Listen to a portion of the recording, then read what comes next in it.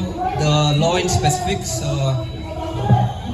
because I believe we are all well informed enough, but I would tell you what I did last year. Last year, I believe when one of our activists, Dr.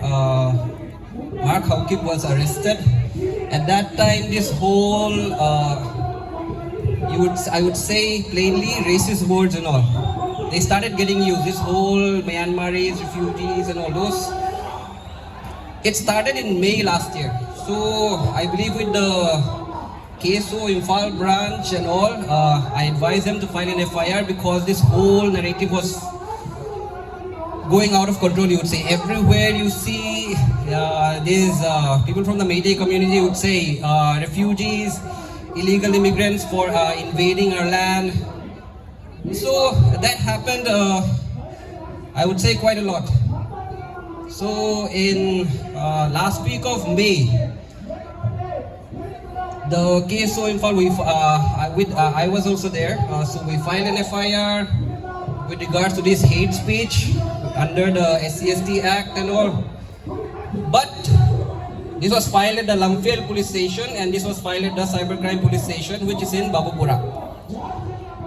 But they did not act on it. I followed up, they did not act on it. Once again, we filed a new one who have spread these hate messages, these racist terms, you would say. On the April, first week, we filed it again. Again, nothing was done. I followed up and nothing was done. And now we have come to this. Maybe, I would say at that moment, if something was done, at least if I had followed up properly, which is why I would say sometimes I partly blame myself for not following it up harder than I should have. So that has happened. So since I would say, because I've never heard this, I live in Imphal. My family has lived in Imphal for about 26 years. My family runs a school, ran a school, I would say, not even runs a school anymore. My family ran a school for 25 years in Imphal. The Meitei mob on 3rd May night, they came and attacked our area. On that night, they burnt, I believe, 5 to 6 churches in our area. On that night. And the saddest part about this was, before the Meitei mob came into our area and burned our churches, the police were seen. That's the saddest part. We have no idea where they disappeared. We have absolutely no idea where they disappeared because the police were there before they burned the churches on 3rd night. And they know about it very well. There's absolutely no way they wouldn't have known about it.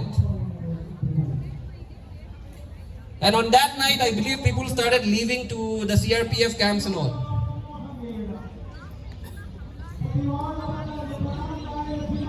So the next day, they came at around 12:30 on 4th May, around 12:30 p.m. They came, they knocked on our gate, they started throwing stones on our roof. When all of this happened, I was not there. I was in another country, so I was regularly keeping in touch with my family in our family group. They came, they entered our house. My mother pleaded to them, this is a school, please do not harm it. The first response she got was, Nang Shu Sining Bara. Do you also want to die? It's not do you want to die. Do you also want to die? After that, they burnt our cars, they burnt our school, they burnt our home. Our home is connected to the school, they burnt. They burnt everything.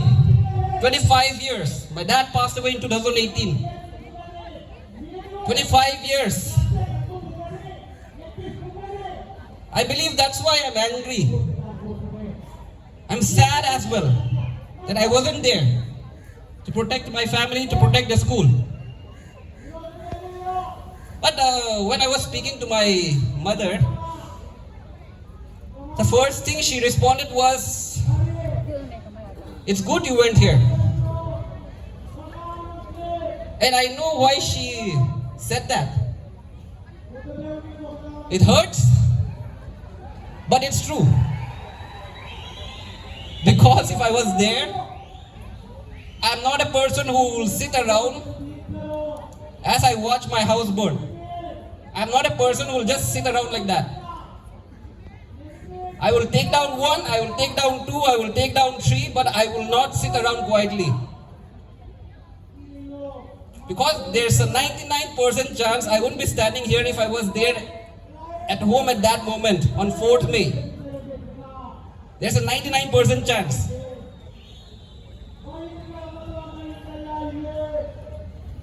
Because I would say